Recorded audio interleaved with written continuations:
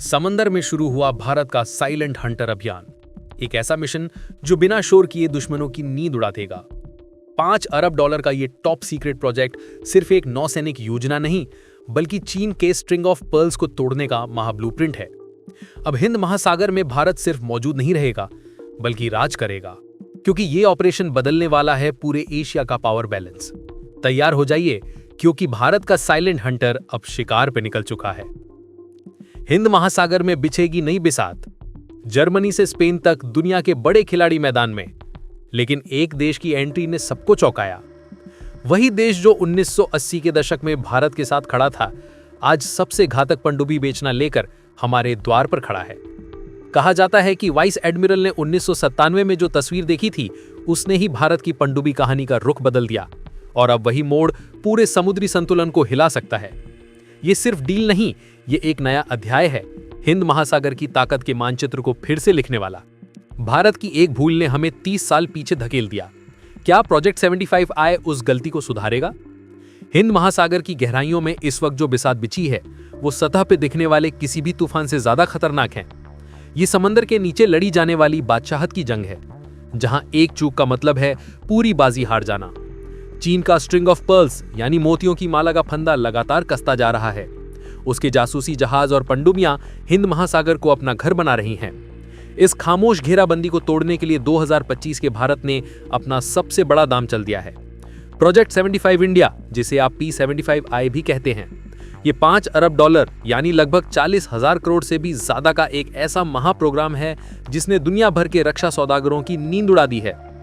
भारत को चाहिए 6 ऐसी साइलेंट किलर पनडुब्बियां जो हफ्तों तक पानी के नीचे बिना आहट दिए दुश्मन के इलाके में घूम सके, और ये लेस होंगी AIP यानी एयर इंडिपेंडेंट प्रोपल्शन सिस्टम से।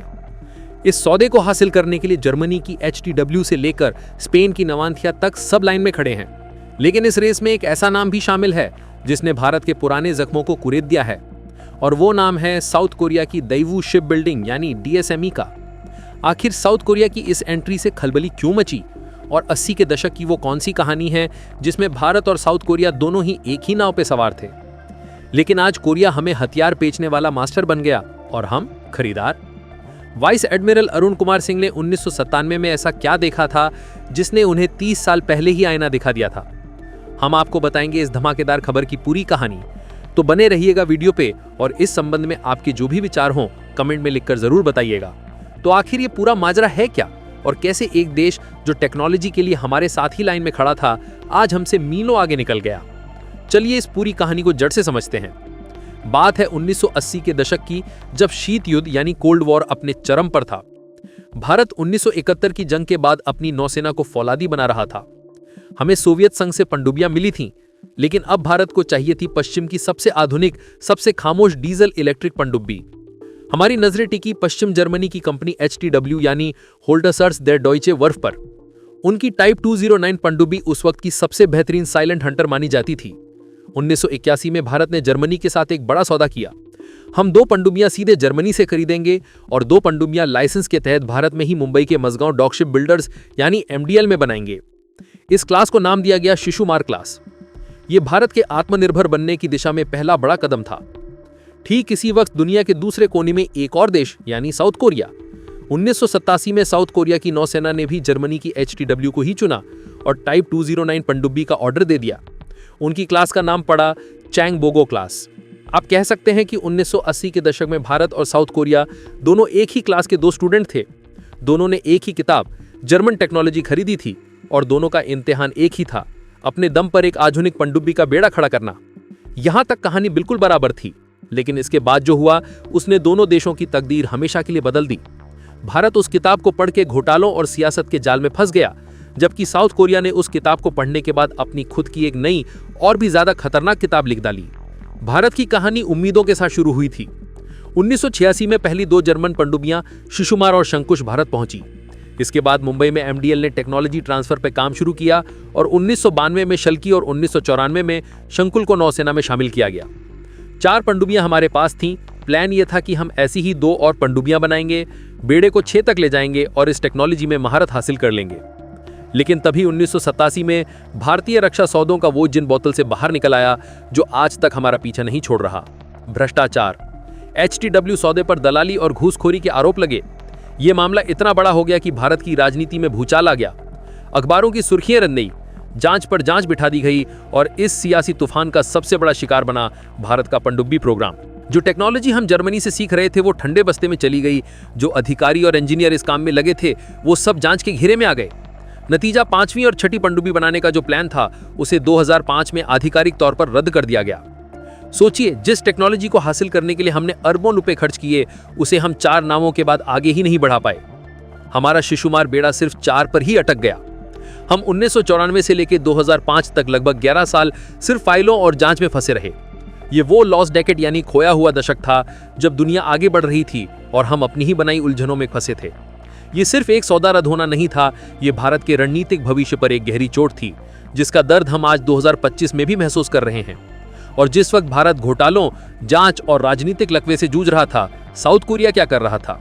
1993 से 2001 के बीच साउथ कोरिया ने न सिर्फ जर्मनी से 3 पनडुब्बियां लीं, बल्कि अपने हयोंडाई और देवू शिपयार्ड में 6 और पनडुब्बियां धड़ाधड़ बना डाली। उनके पास 9 पनडुब्बियों का एक ताकतवर बेड़ा तैयार था। लेकिन कोरियाई सिर्फ नकल नहीं कर रहे थे, वो जर्मनी की टेक्नोलॉजी को मास्टर कर रहे थे। वो उसे खोल रहे थे, समझ रहे थे और फिर उसमें अपने खुद के अपग्रेड जोड़ रहे थे। उन्होंने पनडुब्बी के डिजाइन को बेहतर बनाया, उसमें अपने देश में बने एडवांस सेंसर्स और इलेक्ट्रॉनिक्स फिट किए, उसे और ज्यादा शांत, क्वाइटर और भी ज्यादा घातक, लीथल बनाया। और इसी सच का सामना हुआ vice admiral retired Arun Kumar Singh का, जब वो 1997 में एक आधिकारिक दौरे पर साउथ कोरिया के डीवो शिपयार्ड पे पहुंचे। एडमिरल सिंह 1971 की जंग देख चुके थे। वो भारत के न्यूक्लियर और मिसाइल प्रोग्राम के विशेषज्ञ थे। जब उन्होंने देवू के उस विशाल शिपयार्ड को देखा तो वो हैरान रह गए। उन्होंने देखा कि कैसे एक टाइप 209 पनडुब्बी का निर्माण हो रहा था, दूसरी लॉन्च के लिए तैयार खड़ी थी। उन्होंने बाद में लिखा कि जब वो उस कोरियाई नौसेना की पनडुब्बी पर चढ़े तो वो हैरान थे। उन्होंने अपनी आंखों से देख लिया था कि SSK यानी डीजल इलेक्ट्रिक पनडुब्बी बनाने और डिजाइन करने में साउथ कोरिया भारत से कितना ज्यादा आगे निकल चुका था। ये 1997 का वो वेकअप कॉल था जो भारत को झकझोर रहा था। जहां हम 4 पनडुब्बियों के बाद रुक गए थे, वहीं कोरिया न सिर्फ अपने लिए 9 पनडुब्बियां बना चुका था, बल्कि वो अब इस टेक्नोलॉजी को निर्यात यानी एक्सपोर्ट करने की तैयारी कर रहा था। अब सीधे फास्ट फॉरवर्ड कीजिए आज 2025 में। वो वेकअप कॉल आज एक हकीकत बनकर हमारे सामने खड़ा है। भारत 20 साल की देरी के बाद आखिरकार प्रोजेक्ट 75 के तहत फ्रांस की स्कॉर्पियन क्लास पनडुब्बियां बना रहा है। लेकिन यह भी हमारी जरूरतें पूरी करने के लिए नाकाफी हैं।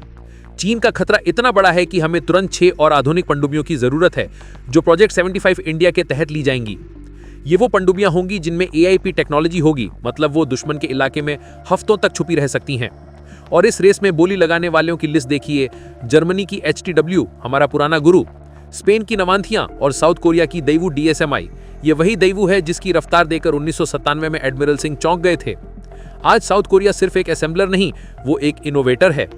2007 में ही उसने इंडोनेशिया को अपनी अपग्रेडेड टाइप 209 पनडुब्बियां बेचने का $1.1 अरब का कॉन्ट्रैक्ट जीत लिया था। वो जर्मनी के डिजाइन को लेकर उसे इतना बेहतर बना चुके हैं कि आज वो खुद एक बड़े एक्सपोर्टर हैं।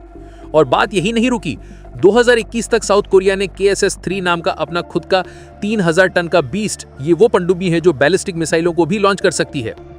सोचिए, जो देश 80 के दशक में हमारे साथ टाइप 209 खरीद रहा था, वो आज 3000 टन की बैलिस्टिक मिसाइल सबमरीन बना रहा है। और हम आज भी अपनी पुरानी शिशुमार क्लास को अपग्रेड करने की जद्दोजहद में कर रहे हैं। ये जो वाटर डाउन यानी पानी में मिली हुई कहानी है, ये दिखाती है कि एक घोटाला और राजनीतिक इच्छा शक्ति की कमी देश को दशकों पीछे कैसे धकेल सकती है। तो इस पूरी कहानी का सार क्या है? एडमिरल सिंह की 1997 की वो याद सिर्फ एक पुराने नौसैनिक का किस्सा नहीं है। ये 2025 के भारत के लिए एक कड़वी चेतावनी है। ये हमें आईना दिखाती है कि जब हम घोटालों और देरी में फंसे थे, तब साउथ कोरिया जैसा देश आत्मनिर्भरता की असली परिभाषा गढ़ रहा था।